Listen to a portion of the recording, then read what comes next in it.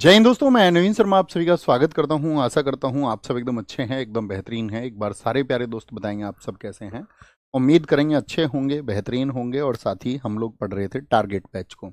Target batch से meaning है साथ ही कम समय में हमको आपका ज़्यादा चीज़ों का रिवीजन करना होता है और एक सुपर फास्ट मोड में हम लोग पढ़ रहे होते हैं।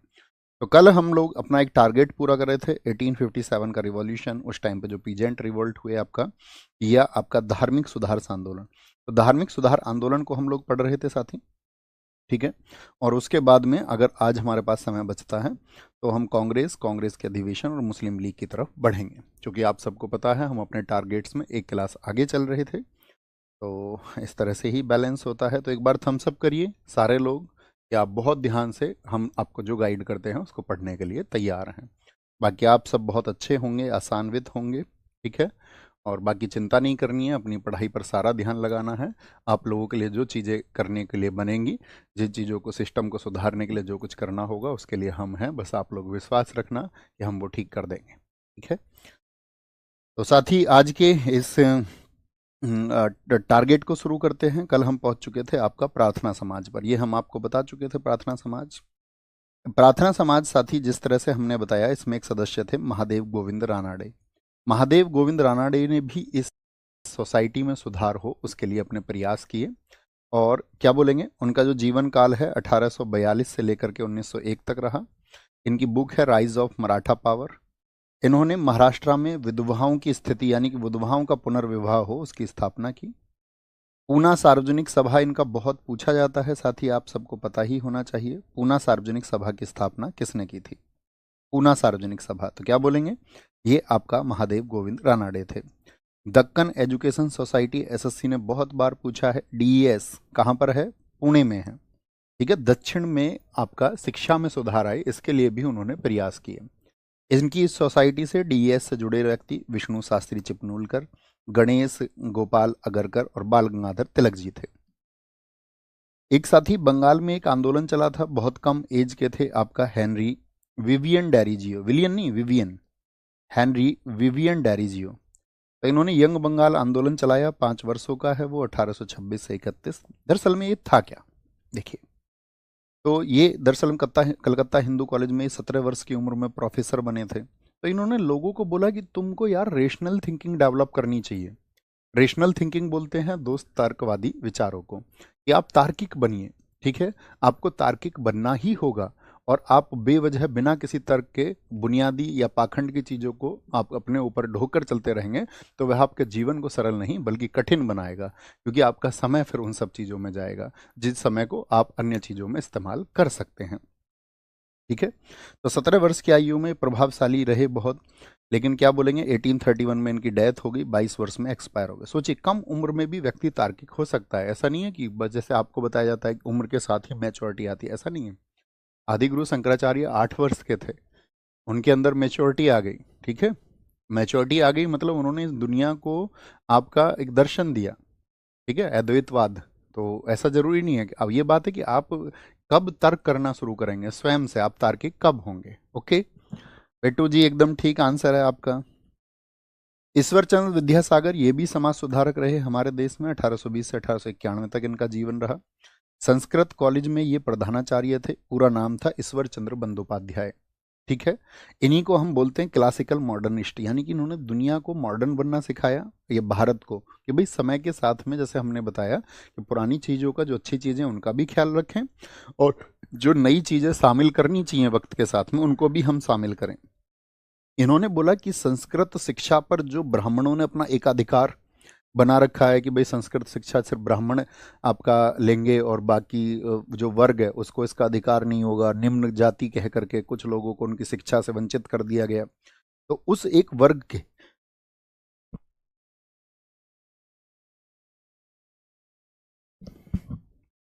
रियली सॉरी, छींक आ गई। तो इन्होंने कहा कि नहीं, उस पर आपका अधिकार ऐसा नहीं है कि सिर्फ एक जाति का, हम सब मनुष्य हैं, हम सब के अधिकार समान हैं। तो संस्कृत शिक्षा पर ब्राह्मण मोनोपोली जो थी उसके खिलाफ ये लड़े। 1856 में विधवा पुनर्विवाह अधिनियम, एक बार आंसर करिए, विधवा पुनर्विवाह अधिनियम किसके समय पर आया था, ड्राफ्ट किसके समय पर हुआ था, ये करिए। डलहौजी के टाइम पर, और लागू हुआ था कैनिंग के टाइम पर। बाल विवाह को रोकने के लिए इन्होंने बहुत काम किया, शिक्षा के लिए इन्होंने बहुत काम किया, 35 से ज़्यादा स्कूल खोले। ईश्वर चंद्र विद्यासागर जी का एक कथन यूजीसी नेट में पूछा गया, मेरे पास भगवान के बारे में सोचने का समय नहीं है क्योंकि इस धरती पर बहुत काम करना है। 1894 में उन्होंने हिंदू फीमेल स्कूल यानी कि Bethune female school, Bethune for girls, यानी कि उन्होंने सोचा इस समाज में बहुत काम करना है, स्त्रियों की दशा बहुत खराब है, विधवाओं की दशा बहुत खराब है, लोगों को शिक्षा का अधिकार नहीं मिल रहा है, तो मुझे उन सब लोगों के लिए लड़ना है। और अपना समय उन्होंने उन सब लोगों को दिया। कलकत्ता में स्थापित किया। इसके संस्थापक थे जॉन एलियट बैथ्यून, उन्हीं के नाम पर है बैथ्यून। बैथ्यून फूल नहीं, Bethune school, Bethune school for girls. इन्होंने एक पुस्तक लिखी थी ऋजु पाठ और वर्ण परिचय। वर्ण परिचय बहुत पूछी जाती है। नेटिव मैरिज एक्ट इन्हीं के प्रयास से आए। इन्होंने कहा कि भाई लड़कियों की एक उम्र तय करो, ठीक है। उस समय पर ये तो बहुत बाल विवाह होते थे, तो इस समय पर तो ये उम्र तो काफ़ी थी। बालिका के लिए 14, बच्चों के लिए 18 वर्ष। लेकिन हिंदू विवाह अधिनियम जो आया 1978 में, तो उस हिंदू विवाह अधिनियम में क्या किया गया कि आपका मिनिमम एज होनी चाहिए गर्ल्स के लिए 18, और आपका पुरुषों के लिए जो एज होनी चाहिए वो होनी चाहिए 21, यानी कि 18 और 21 ये एज होनी चाहिए। विद्यासागर जी कहते थे, मैंने आपको बताया कि बंगाल में एक व्यक्ति दहेज के चलते हुए बहुत सारी शादी करता था और फिर पुरानी स्त्रियों को छोड़ देता था। तो इन्होंने बोला कि ये तो यार गलत प्रथा है, तो इन्होंने उस बहुपत्नी, बहुत सारी पत्नी जो लगते थे, उसका विरोध किया, बहुपत्नी प्रथा का। तो आप देख रहे हैं अपने जीवन में कितना काम कर रहे हैं, सैल्यूट करिए इनके लिए कि अपने जीवन भर उन्होंने काम किया कि जो पिछड़े हैं उनकी स्थिति कैसे हो, चाहे वो महिलाएं हों, चाहे वो निम्न वर्ग हो, उनके लिए उन्होंने काम किया।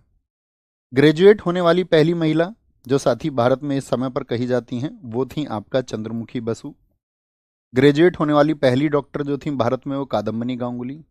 इसी समय पर एक व्यक्ति थे महर्षि द्वंद्व केशव कर्वे, 1858 से लेकर के 1962 तक जिए, यानी कि इतने महान व्यक्ति और 104 वर्ष तक भी जिए। इन्होंने क्या क्या काम किए, विधवा पुनर्विवाह प्रचारक मंडल की विधवाओं का पुनर्विवाह हो इसके लिए प्रचार करना इन्होंने शुरू किया। आप सबको पता ही होगा, हमने बताया इनके जो साथी सॉरी इनका जन्म हुआ था 1858 में, तो भारत सरकार ने इनके 100वें जन्मदिन पर, कौन से बर्थडे पर, 100वें जन्मदिन पर इनको भारत रत्न दिया था। इन्होंने हिंदू महिला विद्यालय खुलवाए, बहुत सारे हिंदू विधवा गृह, हिंदू की विधवाओं की जो स्थिति खराब है तो उनके लिए, एक जैसे कि आज आप देखते हैं महिलाओं की स्थिति या माता पिताओं की स्थिति के लिए वृद्धाश्रम चलते हैं, ठीक है। स्नातक महिला विद्यालय बम्बई की स्थापना इन्होंने की।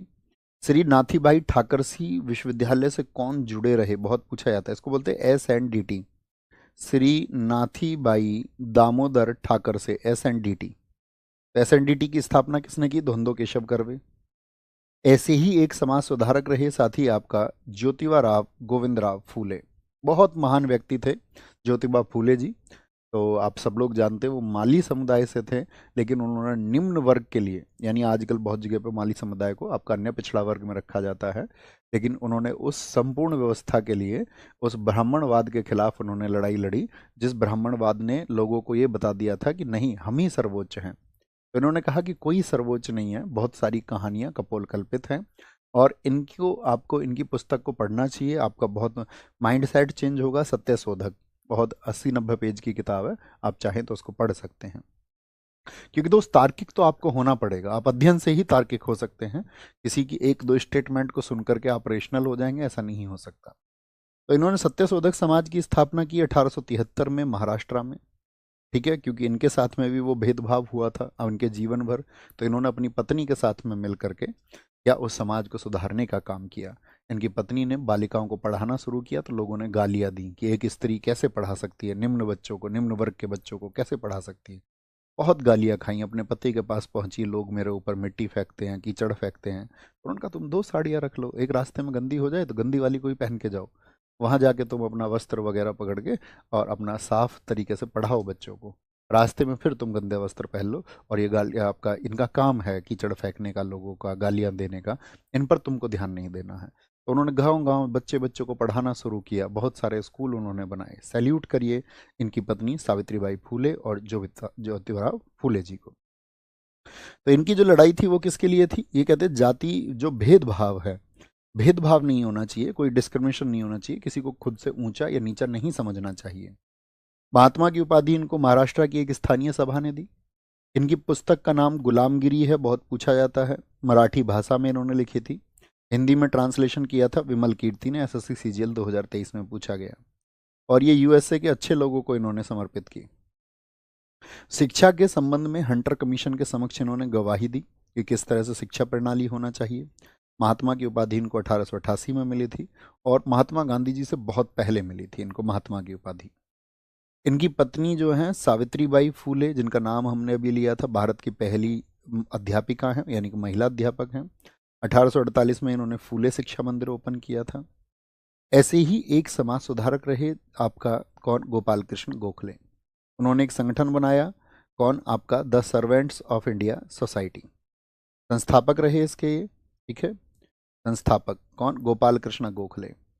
ये क्या कर रहे थे, हमारे देश में जो ईसाई मिशनरी थे वो हम भारतीयों की दशा को देख करके उनको ईसाइयत में बदल रहे थे। गरीबों को लालच दे करके इलाज का, उनके बच्चों को शिक्षा दे करके, आपका कुछ धन दे करके, तो ईसाइयत में बदलते जा रहे थे लोगों को। ठीक है, जैसे ही देखें गरीब तो उसको भड़काएं व्यवस्था के खिलाफ और कहें कि हमारे साथ आ जाओ, हम तुम्हें मदद करेंगे। तुम्हारे लोग क्या तुम्हें पढ़ने के लिए पैसे देते हैं? तुम्हारे लोग क्या तुम्हें आपका चिकित्सा के लिए पैसे देते हैं?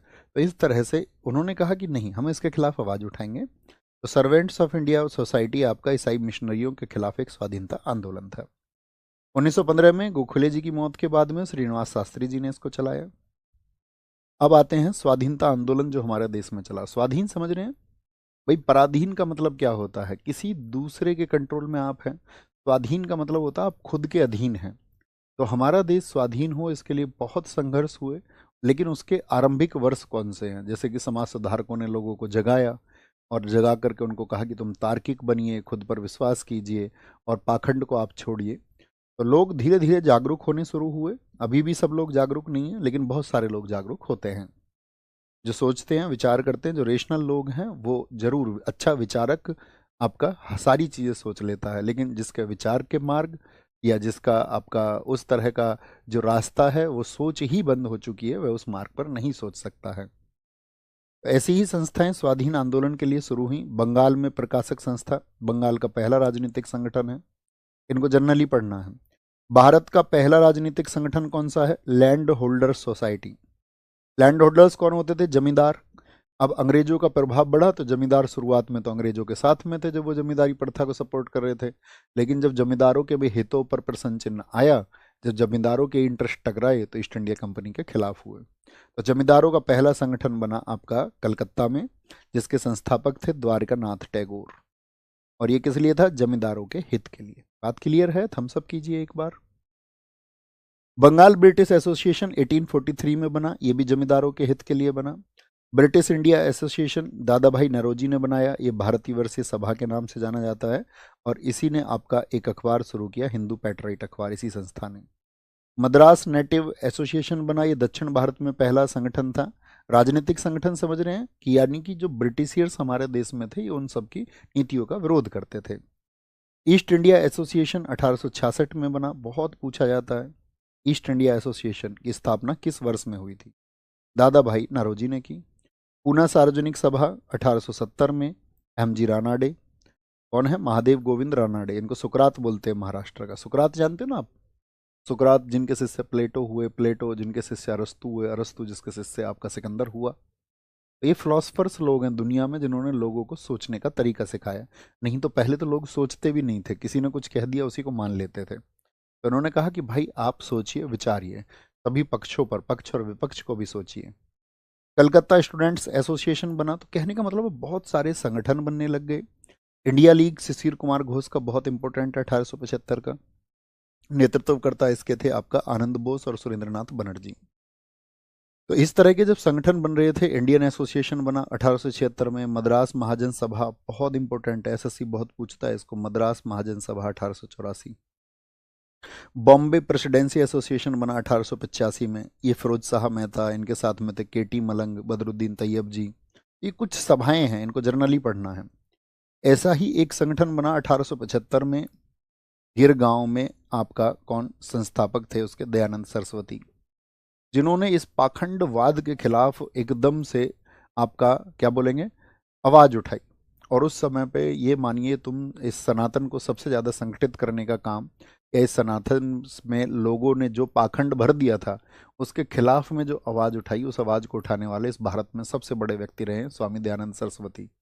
उन्होंने वेदों की सत्ता में विश्वास किया, क्योंकि वेदों में किसी भी तरह के आपका नेगेटिव चीज़ों के बारे में बात नहीं की गई है। वो सब बाद की रचनाएं मनुष्य ने अपने हिसाब से बताई हैं, लेकिन वेद सब के लिए आपका एक व्यवस्था देता है। तो उन्होंने वेदों के लिए कहा कि भाई उनको अपनाया जाए।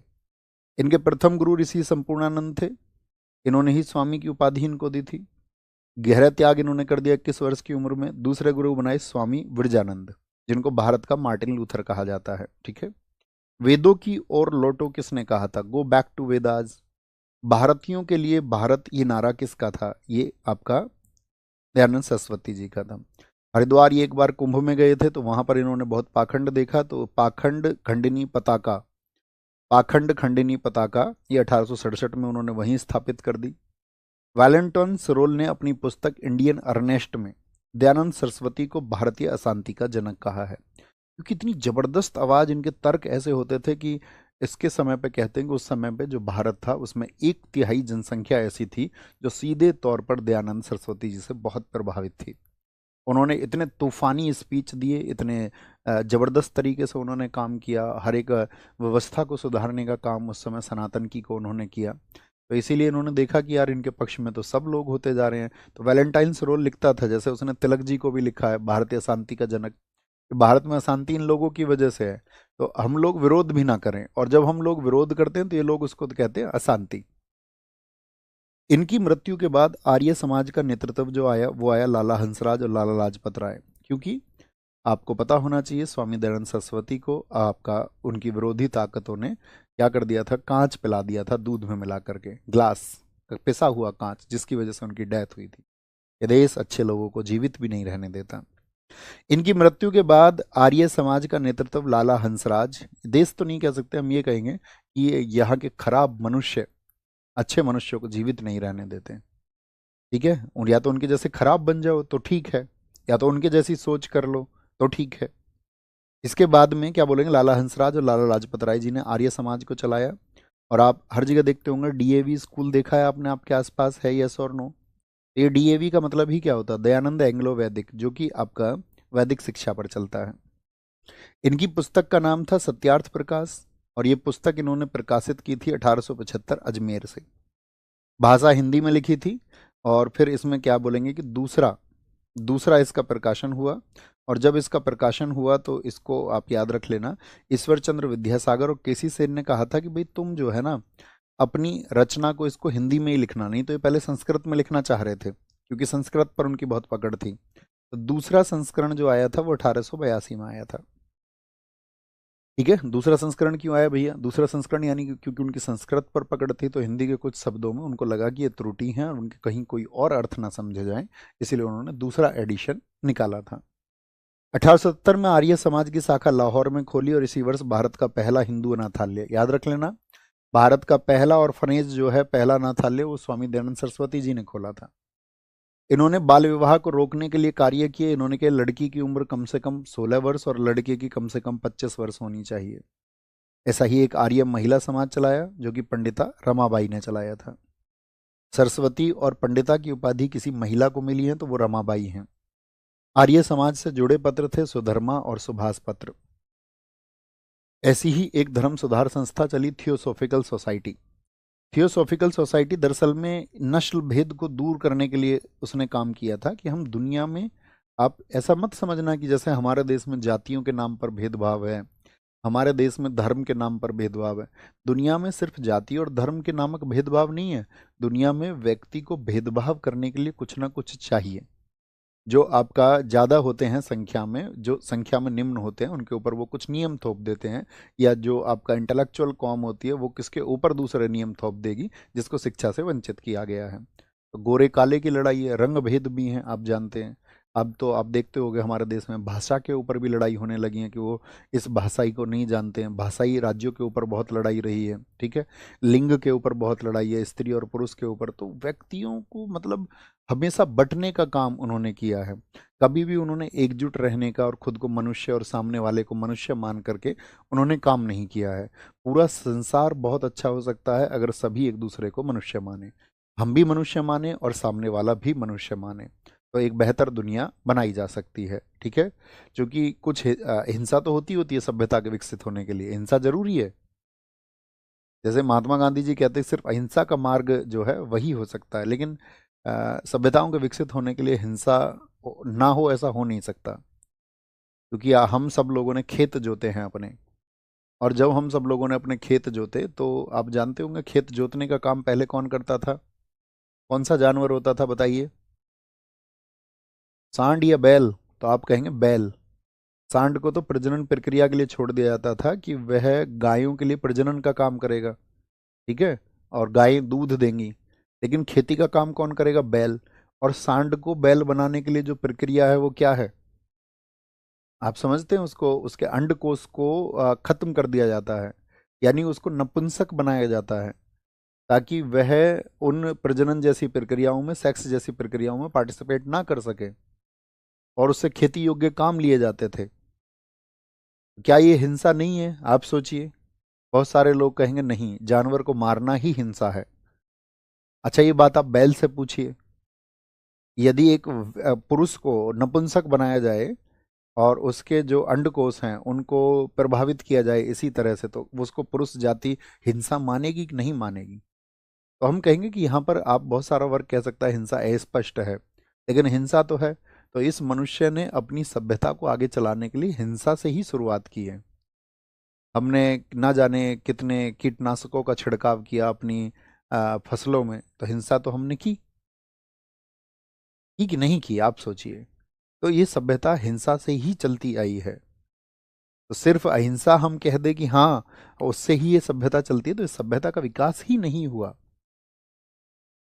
अगर हम अहिंसा का मार्ग चुनते और अहिंसा के लिए हम स्पष्ट हो जाते कि अहिंसा क्या है और हिंसा क्या है, तो ये सभ्यता शायद विकसित ही ना हो पाती।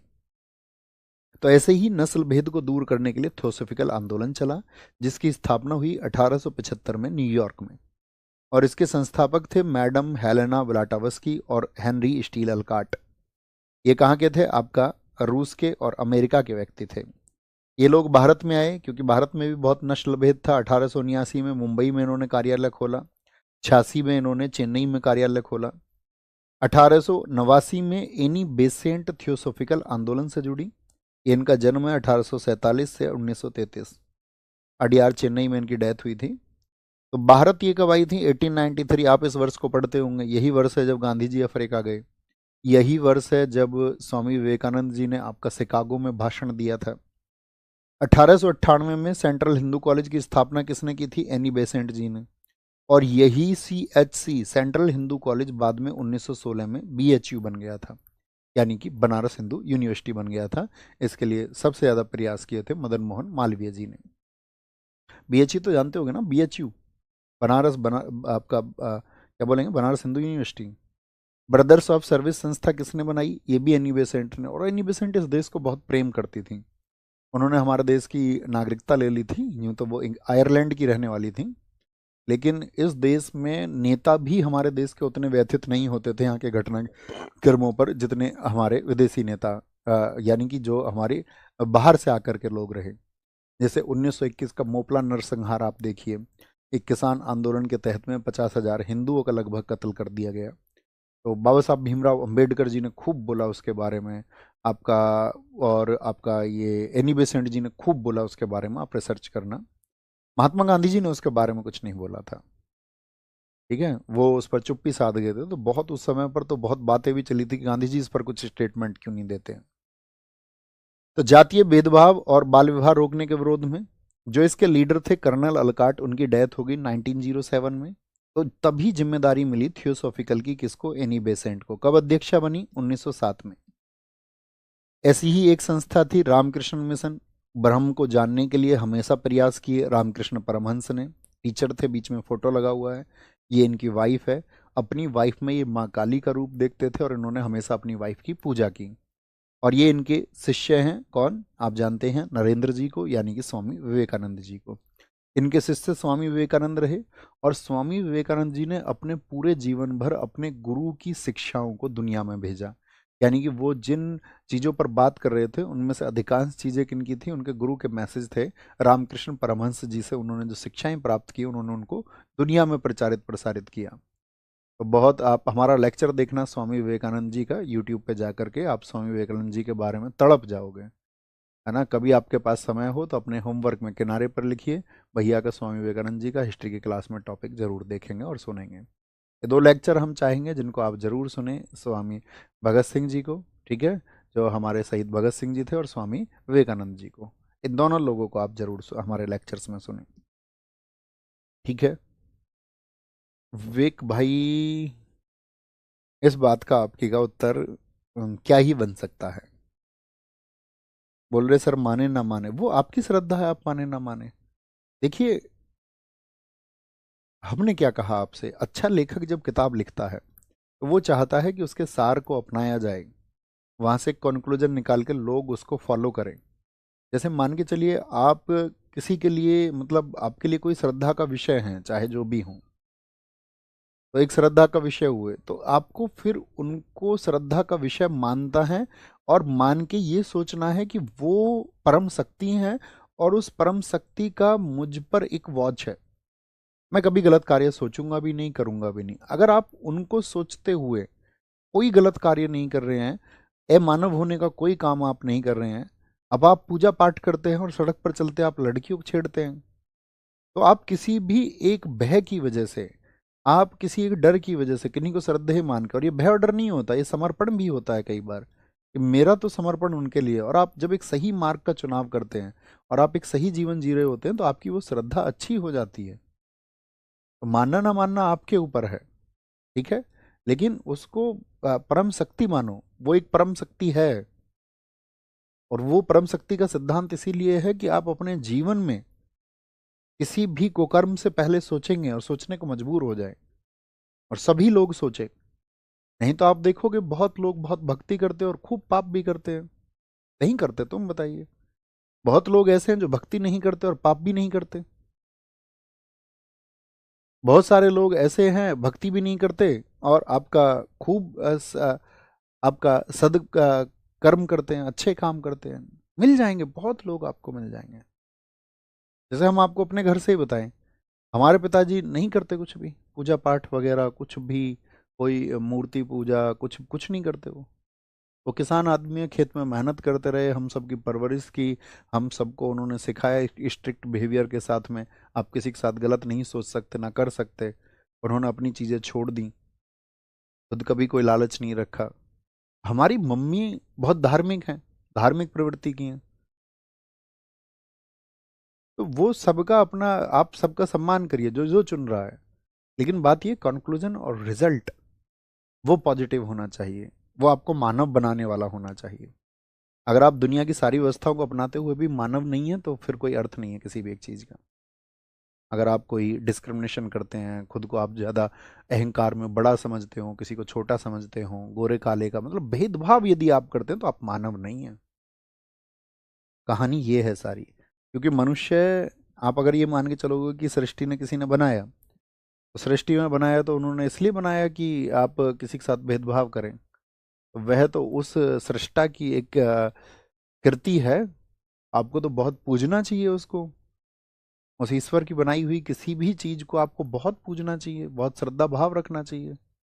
आपको उसके साथ में मानव की तरह पेश आना चाहिए कि ये उस ईश्वर की। तो जब कभी आप भेदभाव कर रहे हैं, तो इसका मतलब आप ईश्वर की बनाई कृति पर विश्वास नहीं कर रहे हैं। यानी कि ये तो यह दर्शाता है कि आप ईश्वर पर भी विश्वास नहीं करते। ये तो यह दर्शाता है आप किसी की बेइज्जती कर रहे हैं, किसी को आप खुद से नीचा समझ रहे हैं, यानी ईश्वर की बनाई हुई कृति को भी आप खुद से नीचा समझ रहे हैं। ईश्वर की एक बनाई हुई कृति दूसरी कृति में भेदभाव कर रही है। ये कैसा न्याय है भाई? तो सोचेगा कौन? तो इसका मतलब तो आप ईश्वर पर, उस सृष्टा पर प्रश्न चिन्ह लगा रहे हैं। तो क्या आपकी मान्यताएं फिर झूठी नहीं हो जाएंगी कि मैंने तो जीवन भर यही किया है, मैंने तो हमेशा ऊंच नीच देखा है। हमारे तो परिवार ने भी यही सिखाया, ऊंच नीच। आप सोचोगे ना कि हमने तो अपने घर में भी सुना ऊंचा नीचा ये, यानी कि वो जो धार्मिक लोग थे परिवार में, वो भी ईश्वर की बनाई उस कृति पर विश्वास नहीं रखते थे। वो भी मानते थे कि ईश्वर भेदभाव करता है, वो सृष्टा ने भेदभाव किया होगा। ऐसा तो नहीं हो सकता ना। जिस परम सत्ता पे आप विश्वास रखने की बात कर रहे हैं, तो फिर उसकी बनाई हुई चीजों पर भी विश्वास रखिए। तो रामकृष्ण मिशन 1897 में रामकृष्ण परमहंस कलकत्ता विश्वविद्यालय में आपका अध्यापक थे, और इनके शिष्य थे स्वामी विवेकानंद। स्वामी विवेकानंद, ठीक है। स्वामी विवेकानंद जी जिनका जन्म हुआ था 12 जनवरी 1863 को। आप हमें बताइए 12 जनवरी को हम कौन सा दिवस मनाते हैं? 12 जनवरी को। बहुत बढ़िया। सर मेरी आंखें खुल रही हैं। आंखें नहीं, तुम्हारी खुली ही हुई हैं। हमने कल नहीं कहा, ये हम ही होते हैं जो अपनी आंखों पर हाथ रख लेते हैं और कहते हैं कितना अंधेरा है। आंखें खुलना वो आपकी वजह से खुल रही हैं, मेरी वजह से नहीं, किसी की वजह से नहीं, आपकी स्वयं की वजह से। आपको विचार करना होगा। तो मृत्यु हुई आपका 4 जुलाई 1902 को। 11 सितंबर 1893 को शिकागो में धर्म सम्मेलन में इन्होंने भाग लिया था। सभी धार्मिक लोग, सभी आपका धर्म के लोग वहां पर पहुंचे थे, और स्वामी विवेकानंद जी ने जो भाषण दिया था, आप हम समझेंगे जब आपके पास समय होगा, वो कक्षा आप कर लोगे विस्तार से, वहां हमने सब कुछ बताया है। अभी हम आते हैं आपका टारगेट पर, फैक्ट्स पर। तो इनका एक वहां पर स्पीच था कि पश्चिम में जो मेटलिस्टिक वर्ल्ड है, भौतिकवाद है, यानी कि विज्ञान है, पश्चिम विज्ञान में बहुत विश्वास करता है, और पूर्व के अध्यात्मवाद को, हमारे यहाँ पर जो स्पिरिचुअलिटी है, यदि उन दोनों को मिक्सअप कर दिया जाए तो विशेष परिणाम होंगे, एक अच्छी दुनिया बनेगी। यानी अध्यात्म और विज्ञान का जोड़ कर दिया जाए। इन्होंने ही कहा था, उठो जागो और तब तक मत रुको जब तक मंजिल ना प्राप्त हो जाए। इनकी पुस्तकें बहुत इंपॉर्टेंट हैं। कर्म योग, ज्ञान योग, भक्ति योग, राजयोग। राजयोग इनके मरणोपरांत आई थी। संगीत कल्पतरु इन्हीं की पुस्तक है। इनका पत्र है उद्बोधन, बंगाली भाषा में। अंग्रेजी में इन्होंने पत्र लिखा था प्रबुद्ध भारत। इनके पिता विश्वनाथ थे, माता भुवनेश्वरी। भाई इनके स्वतंत्रता सेनानी थे, भूपेंद्र नाथ, ठीक है। स्वतंत्रता संग्राम में जुड़े रहे थे इनके भाई।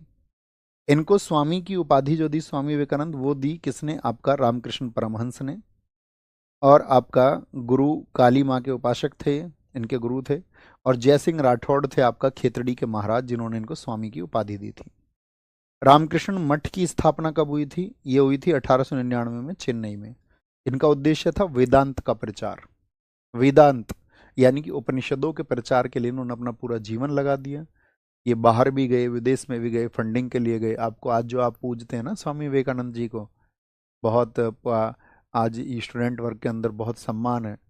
आप स्वामी विवेकानंद जी की उन दिनों की स्थिति देखोगे ना, वो बेचारे कितने लाचार रहे अपने जीवन भर आप लोगों को जागरूक करने के लिए। बहुत कष्ट में उनका जीवन, आपको लगता होगा कि बहुत पॉपुलैरिटी होगी, उनका ऑरा होगा, नहीं। उन्होंने बहुत कष्ट झेले थे, बहुत ज़्यादा कष्ट उन्होंने झेले थे। कुछ फंड्स नहीं जुटा पाए थे वो इस मानवता में कल्याण करने के लिए, कोई धन वो जुटा नहीं पाए थे। इवन लोग उनके बारे में उस समय पे बहुत गलत गलत लेख लिखते थे। ये मांस खाते हैं, ये करते हैं, ये करते हैं, ये धन लूटने का काम करते हैं, तमाम तरह की बातें। क्या बोलेंगे? इन्होंने मायावती अद्वैत आश्रम स्थापित किया था 1899 उत्तराखंड में। अब वो हमारी कक्षा देखना, उसमें हमने बताया है। वेदांत सोसाइटी ऑफ न्यूयॉर्क 1894 में, यूएसए में पहली वेदांत संस्था थी ये। विवेकानंद ध्यान स्थल इन्होंने बेलूड़ मठ में बनाया, बेलूड़ मठ में। विवेकानंद रॉक मेमोरियल इनसे संबंधित है, कन्याकुमारी तमिलनाडु। भारत कहाँ पर अंत होता है आपका? भारत की मुख्य भूमि जो है वो तमिलनाडु में, यहाँ पर। तो इधर आप जाएंगे, जहाज से जाते हैं, हम गए थे इसमें एक बार, विवेकानंद रॉक मेमोरियल में तमिलनाडु में। तो इधर आपका जहाज से वो थोड़ा बोट होती है ना, उससे यहाँ भेजते हैं। तो एक तरफ स्वामी विवेकानंद जी का फोटो है, एक कोने पे जो श्री माँ है, यानी कि रामकृष्ण हर परमहंस जी की जो पत्नी है, उनका फोटो रखा हुआ है। तो विवेकानंद रॉक मेमोरियल पे इन्होंने 3 दिन ध्यान लगाया था, 25 से 27 दिसंबर। ये तैर के गए थे, तो अब तो बोट चलती है, तैर के गए थे। यहाँ एक शिला है, एक पत्थर है, इस पर ध्यान लगाया था विवेकानंद जी ने। कसार देवी टेम्पल पे इन्होंने ध्यान लगाया था 1890 में। कसार देवी ये उत्तराखंड में है, जहाँ मैग्नेटिक इफेक्ट बताया जाता है। मुस्लिम सुधार आंदोलन भी चला इस देश में, मुसलमानों में सुधार के लिए कि भाई उन पर भी किसी तरह का अंधविश्वास ना रहे, हावी हो। तो वो चलाया सैयद अहमद खान ने। इसलिए इनको कहा जाता है भारत में मुस्लिम पुनर्जागरण के अग्रदूत। इनका उद्देश्य था कि मुसलमानों में आधुनिक जो पश्चिमी शिक्षा है, जो वेस्टर्न एजुकेशन है, जो आपका अगर बोले साइंटिफिक अप्रोच है उसके लिए बढ़ावा दिया जाए। इन्होंने बुक लिखी असबाब ए बगावत हिंद। बाद में इनको ईस्ट इंडिया कंपनी ने कैप्चर कर लिया अपनी तरफ मिला लिया। साइंटिफिक सोसाइटी गाजीपुर की स्थापना इन्होंने की पुस्तकों को उर्दू भाषा में अनुवाद करने के लिए, ताकि जो ज्ञान है वो उर्दू भाषा पढ़ने वाले लोगों तक भी पहुंचे। 1875 में इन्होंने अलीगढ़ मुस्लिम स्कूल की स्थापना की थी, एएमयू। शुरुआत में तो इसका नाम अलीगढ़ स्कूल ही था। 1877 में ये बना मोहम्मडन एंग्लो ओरिएंटल स्कूल और 1920 में बन गई अलीगढ़ मुस्लिम यूनिवर्सिटी, एएमयू। जानते ना, एएमयू नाम सुना होगा, जो बच्चे ग्रेजुएट होंगे वो तो जानते ही होंगे। 1888 में इन्होंने बताया आपका एक संगठन यूनाइटेड इंडियन पैट्रियटिक एसोसिएशन। तो वो यूनाइटेड इंडियन पैट्रियटिक एसोसिएशन जो बना था, आप मुझे बताइए कांग्रेस की स्थापना किस वर्ष में हुई थी? तो आप कहेंगे भैया कांग्रेस की स्थापना हुई थी 1885 में। तो कांग्रेस को काउंटर करने के लिए ये संगठन बनाया गया, कांग्रेस विरोध के लिए, और सैयद अहमद खान को नाइटहुड की उपाधि दी अंग्रेजों ने। इन्होंने पीरी और आपका मुरीदी प्रथा के खिलाफ आंदोलन किया। जानते हो ना, पीर होते हैं जो कहीं पर प्रचलित हो जाते हैं, बाबा जैसे आपका बहुत सारे लोग हिंदू धर्म में सनातन व्यवस्था में बाबा, ठीक है, कोई आपका पीर हो जाता है कि ये सब कुछ ठीक कर देगा, इसके जाने सारे कष्ट मिट जाएंगे, बच्चा पैदा हो जाएगा, ये वो। तो ऐसे ही पीर, जैसे अभी एक छंगुर बाबा पकड़ा गया यूपी में, आपने देखा होगा, तो वो पीर बनता था, खुद को अंगूठी बेच के क्या करने लगा, धर्मांतरण करवाने लगा कि तुम्हारी मुक्ति इस धर्म से नहीं दूसरे से होगी, पैसे में धर्मांतरण करवाने लगे। अभी यूपी में बहुत चर्चित रहा छांगुर जमालुद्दीन। तो ये लोग पीर है और इनके शिष्य जो है वो मुरीद है, जो इनके मुरीद हो जाते हैं। उनको लगता है कि नहीं यार यही है दुनिया, यही लोग हमें आपका उस परमेश्वर से मिलवा देंगे, सिर्फ यही हैं जो हमें अच्छा ही सिखा रहे हैं, बाकी तो सब बेकार है, सिर्फ यही अच्छा सिखाते हैं। तो मुरीद हो जाता कोई किसी का। तो इन्होंने उसके खिलाफ आंदोलन किया था कि ऐसा नहीं है। देवबंद में एक आंदोलन चला, आपका मोहम्मद कासिम ननौतवी और रासी अहमद गंगोही ने चलाया। इन लोगों ने क्या किया, जो अब तक सैयद अहमद खान कर रहे थे, इन्होंने उसका उल्टा काम किया। सैयद अहमद खान अंग्रेजी शिक्षा का क्या कर रहे थे, बढ़ावा देने की बात कर रहे थे, लेकिन उन्होंने क्या किया, अंग्रेजी शिक्षा का विरोध किया। इन्होंने बोला जो शिक्षा होनी चाहिए वो कुरान और हदीस की होनी चाहिए, अंग्रेजी शिक्षा नहीं। इसके लिए इन्होंने 1866 में दारुल उलूम, आप जानते होंगे, दारुल उलूम बहुत चर्चित है इस्लाम में, सहारनपुर में इसकी स्थापना हुई। तो ये सब वो चीज़ें हैं जो आपका धार्मिक सुधार या स्वाधीनता संग्राम के दौरान जो संगठन बने थे। थम्सअप करिए, बात क्लियर है हम जो आपको बता रहे हैं। फिर हम आते हैं आपका, इसके बाद में इसी दौरान एक संगठन बना था भारतीय राष्ट्रीय कांग्रेस। इसके बारे में जनरल चीज़ें आप जानते होंगे। इसकी स्थापना कब हुई, 28 दिसंबर 1885 को। किसने की थी, एलन ऑक्टिवियम ह्यूम ने। ये एक आईसीएस अधिकारी थे, यानी कि इंडियन सिविल सर्विसेज, जैसे आज यूपीएससी में आईएएस होते हैं। तो इनको हर्मिट ऑफ शिमला 1857 की क्रांति में इटावा के कलेक्टर थे। भीड़ ने इनको घेर लिया था 1857 क्रांति में, तो इनको वहाँ आपका वो सूट पहन के भागना पड़ा था, महिला के वस्त्र पहन के भागना पड़ा था, जैसे एक बार आपका रामदेव जी के साथ में भी हुआ। वाइसराय डफरिन था 1884 से 88, उसके समय पर ये बनी आपका कांग्रेस। देखिए कांग्रेस 1885 में बनने से पहले 1884 में एक संगठन बना था, INU, Indian national union. Congress को बोलते आईएनसी। तो आईएनसी पहले था Indian national union, INU, INU, ठीक है। और यही आईएनयू बनता है फिर आपका 1884 में क्या, आईएनसी। 1884 वाला 1885 में क्या बना, आईएनसी। लाला लाजपत राय ने अपने पत्र यंग इंडिया में सेफ्टी वॉल्व का सिद्धांत प्रस्तुत किया। इन्होंने कहा कि ये जो हमारे लोग हैं ना, जो सब आंदोलन कर रहे हैं, ये जो वर्ग हैं, जितने भी वर्ग हैं, तो ये अंग्रेज क्या चाहते हैं, इंग्लिश है, ये क्या चाहते हैं, इंग्लैंड क्या चाहता है कि इन सब की बहुत समस्याएं ये पैदा कर रहे हैं, तो हम एक काम करते हैं, बीच में एक वॉल्व लगा देते हैं। वॉल्व का मतलब है ये सब लोग समझेंगे कि हमारे नेता ये हैं, ये सब इसके पास में जाएंगे, और हमारे लिए बहुत सारे वर्गों को समझाना बहुत कठिन है, लेकिन इनको हम क्या करेंगे, काउंटर कर लेंगे। और यहाँ हमारे पास सिर्फ एक चीज़ हो जाएगी जिसको हमें जवाबदेही रखनी है, और सब लोग इसमें विश्वास रखेंगे और हम इनसे अपना बातचीत कर लेंगे। तो यही कहते थे लाला लाजपत राय की ये जो कांग्रेस है ना, ये सेफ्टी वॉल्व है। यानी कि जैसे आपने एक प्रेशर कुकर देखा हो, यदि देखा है आपने प्रेशर कुकर देखा है, उसमें एक सीटी लगी होती है, बताइए जरा, देखा है? तो उसमें यहाँ पर एक सेफ्टी वाल्व दे दिया जाता है, ताकि जो सारे प्रेशर को क्या बोले, जो इकट्ठा हो जाए तो यहाँ से निकले, थोड़ा थोड़ा होता है, बहुत सारा प्रेशर यहाँ से होकर निकले। तो यही आपका, इसीलिए उन्होंने कहा। एओ ह्यूम के बारे में विलियम बैडनबर्ग ने लिखा है। अरविंदो घोष कहते थे ये कांग्रेसी जो है ना, देखो क्योंकि कांग्रेस में शुरुआत में क्या थे, सारे लीडर नरम दल के थे ज्यादातर, ठीक है, नरम दल के ज्यादा प्रभावी थे, जो लोग चिट्ठी लिखने में विश्वास रखते थे, रिक्वेस्ट करने में प्रार्थना करते थे कि यार ब्रिटिश सरकार हमारी मालिक है, इनसे हम अपनी बातें मनवाएंगे प्रार्थना के साथ में। तो इस पे कुछ स्टेटमेंट अरविंदो घोष ने कहा, कांग्रेस वाले भीख मांगते हैं। डफरिन ने कहा ये सूक्ष्म दर्शी अल्पसंख्यक है, यानी एक तो ये संख्या में बहुत कम है, क्योंकि कांग्रेस में शुरुआत में बहुत कम सदस्य थे। भाई पहली बार कांग्रेस की मीटिंग हुई थी 1885 में, तो कुल 72 ही सदस्य थे, है ना। तो उन्होंने कहा सूक्ष्मदर्शी, ये दूर का नहीं देख सकते। बाल गंगाधर तिलक कहते हैं लोग साल में एक बार मिलने आते हैं, वर्ष में एक बार मेंढक की तरह टटराने से कुछ नहीं होगा। बंकिम चंद्र चटर्जी ने कहा कांग्रेस के जितने भी लोग हैं पदों के भूखे हैं। अश्विनी दत्त ने कहा इनकी जो मीटिंग है ये 3 दिन का तमाशा है। विपिन चंद्र ने कहा कि ये याचना करते हैं, ये लोग भीख मांगते हैं। सुरेंद्रनाथ बनर्जी ने कहा इसको माना एक राष्ट्रीय आंदोलन की शुरुआत है, भाई शुरुआत है। कांग्रेस का गठन एओ ह्यूम ने किया 72 प्रतिनिधियों के साथ में, जिनमें आपका सबसे ज्यादा कहाँ से थे, तो सबसे ज्यादा बंबई से थे। कितने प्रतिनिधियों से मिलकर हुआ, 72। उस समय के चर्चित वकील रहे आपका, है ना, उस समय के ज्यादातर इसमें वकील और छात्र ही थे। कांग्रेस में 2 तरह के पक्ष थे, एक नरम दल और एक गरम दल। नरम दल वाले कौन थे, जो रिक्वेस्ट मोड पे अपनी बातों को भेजते थे, भैया जी ये मान लो ब्रिटिश सरकार से।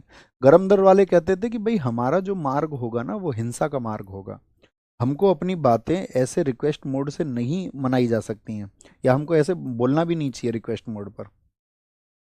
तो दादा भाई नौरोजी, व्योमेश चंद्र बनर्जी, रास बिहारी घोष, गोपाल कृष्ण गोखले, बदरुद्दीन तैयब जी, ये सब नरम दल में थे। गरम दल में बाल गंगाधर तिलक, इनको बोलते लाल बाल पाल, लाला लाजपत राय, विपिन चंद्र पाल। तो नरम दल वाले क्या करते थे, इनकी थी 3P पॉलिसी। 3P पॉलिसी मतलब ये पटिशन लिख देते थे, याचिका देते थे, प्रार्थना करते थे, प्रचार करते थे, प्रोपेगेंडा करते थे। लेकिन गरम दल वाले किसमें विश्वास रखते थे, हिंसा में। ये कांग्रेस के अधिवेशन है साथी, उम्मीद करेंगे कांग्रेस के अधिवेशन हम आपको बताएंगे कौन कौन से महत्वपूर्ण है, बाकी पढ़ने आपको ही है। एक तो पहले 4 पढ़ लेना, इसमें हम इंपोर्टेंट लिखेंगे पहले 4, इन चारों से क्वेश्चन बनता है, पहले चारों से। इनको बोलते हैं हम क्या, बकमई। बम्बई में, कलकत्ता में, मद्रास में और इलाहाबाद में, और फिर शुरू हो जाता है बक, बकमई बक। क्या बोलोगे, बकमई बक। पहले अध्यक्ष व्योमेश चंद्र बनर्जी बने। कहाँ पर हुआ था, गोपाल दास तेजपाल संस्कृत विद्यालय मुंबई में। होना ये पूना में था, लेकिन वहाँ प्लेग फैल गया। 72 प्रतिनिधि आए, इसमें आपका SN बनर्जी अलग संगठन चला रहे थे, इसलिए शामिल नहीं हुए थे। ये 3 दिन चला, इसमें 9 प्रस्ताव रखे गए थे। उस टाइम पर पूछा जाता है कितने प्रस्ताव रखे गए थे कांग्रेस के पहले अधिवेशन में।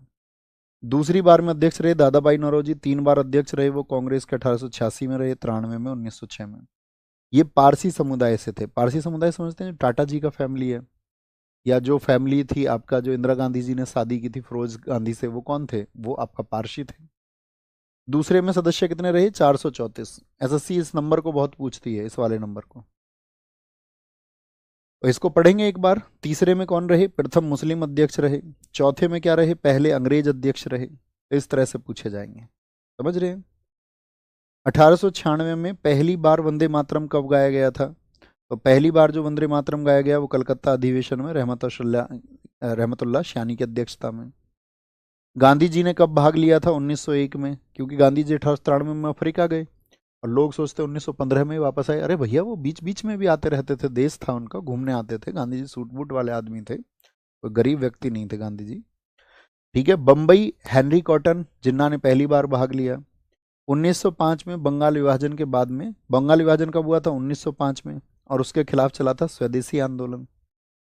दादा भाई नौरोजी ने स्वराज की मांग पहली बार 1906 में। नरम दल और गरम दल कब विभाजित हो गए थे, 1907 में, सूरत में, रास बिहारी बोस की अध्यक्षता में।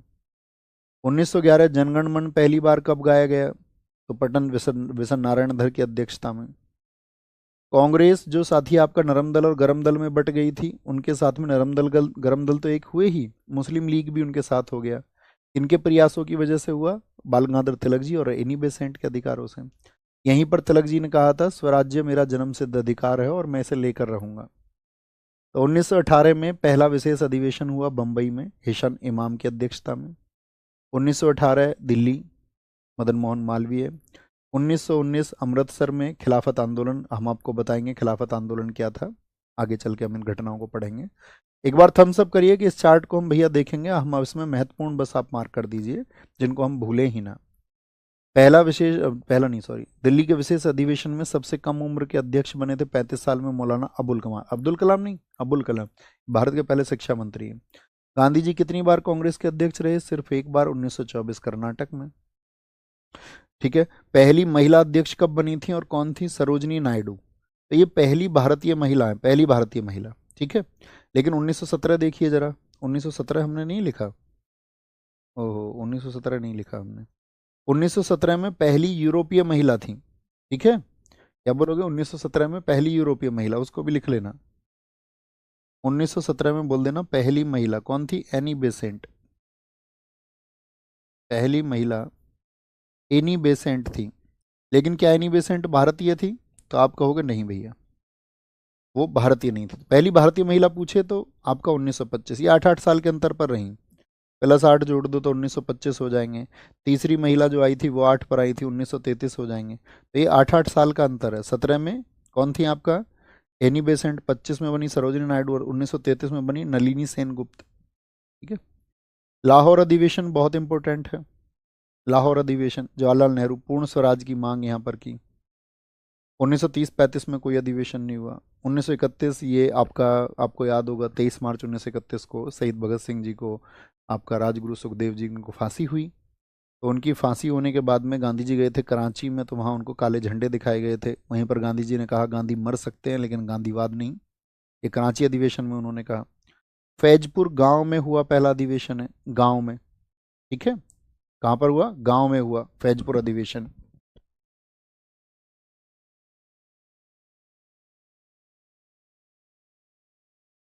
उन्नीस सौ अड़तीस और उनतालीस बहुत इंपॉर्टेंट है, कांग्रेस की फूट के कारण बने थे। क्योंकि 1938 में क्या हुआ था, सुभाष चंद्र बोस जी बहुत पॉपुलर लीडर थे, इनकी इमेज इस समय गांधी जी के बराबर थी देश में।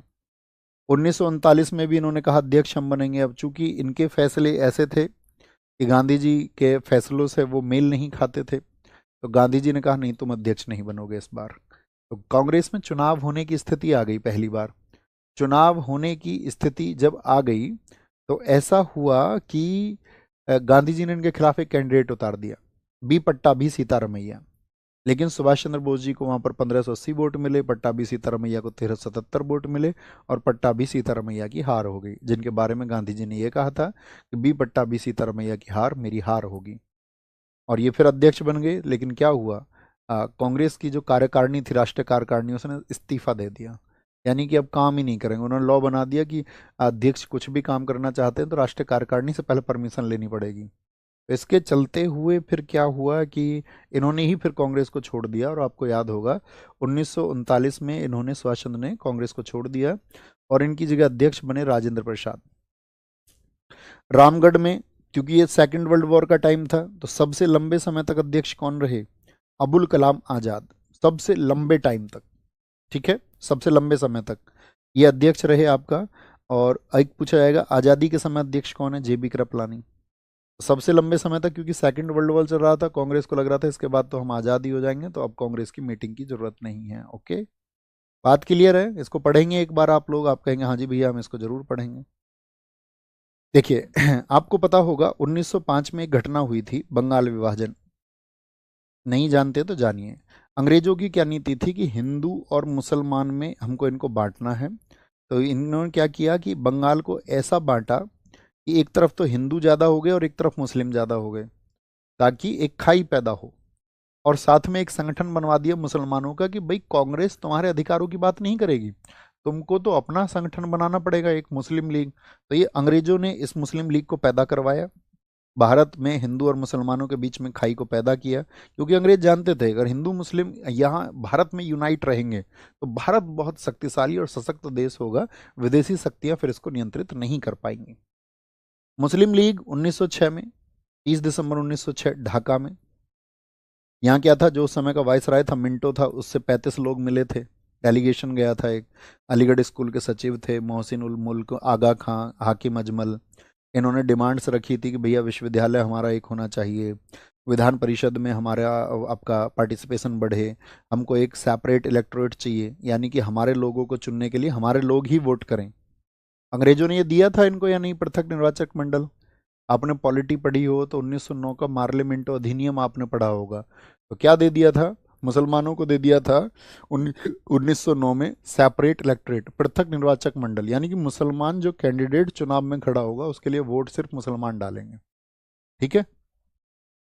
इसके संस्थापक कौन है? सलीमुल्लाह खां। ठीक है, ढाका के नवाब थे। पहले अध्यक्ष कौन रहे मुस्लिम लीग के? मुश्ताक हुसैन। और जिन्ना ने बहुत लेट इसको ज्वाइन किया। जिन्ना मुस्लिम लीग में 1913 में शामिल हुए। जिन्ना सभी संगठनों में रहते थे, मुस्लिम लीग में भी आपका जिन्ना, आपका कांग्रेस में भी थे जिन्ना, खिलाफत कमेटी में भी थे जिन्ना, सब जगह। मुस्लिम लीग का जो संविधान है उसको बोलते ग्रीन बुक। और ये किसने लिखा था मुस्लिम लीग का संविधान? ये मौलाना मोहम्मद अली जौहर ने लिखा था। मुस्लिम लीग के उद्देश्य और सिद्धांत बताएंगे कि भी हम लोगों को क्या प्राप्त करना है। तो ये साथी हमारा आज का टारगेट रहा। या आप आज के टारगेट को एक बार और रिवाइज करेंगे?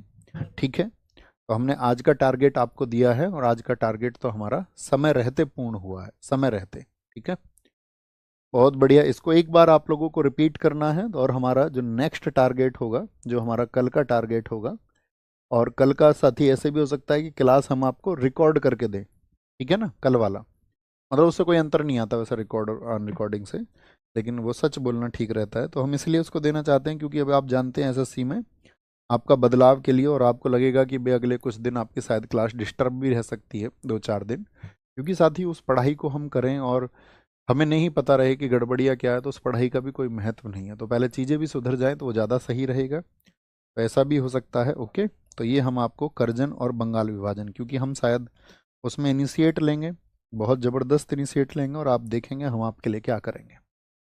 ओके, हमें आपके लिए अपने प्राण भी न्यौछावर करने पड़ेंगे तो हम करेंगे। तो चिंता नहीं करना, इसीलिए हमने कहा कि आप निश्चिंत होकर पढ़ना। ठीक है, मेहनत करके पढ़ना। तो कर्जन और बंगाल विभाजन ये हमारा नेक्स्ट टॉपिक रहेगा। ठीक है, और हम आपका आगे बढ़ते रहेंगे इसी तरह से। तो ख्याल रखिए अपना बहुत सारा। बाय बाय, टेक केयर, जय हिंद, जय भारत, नमस्ते, सैल्यूट टू ऑल।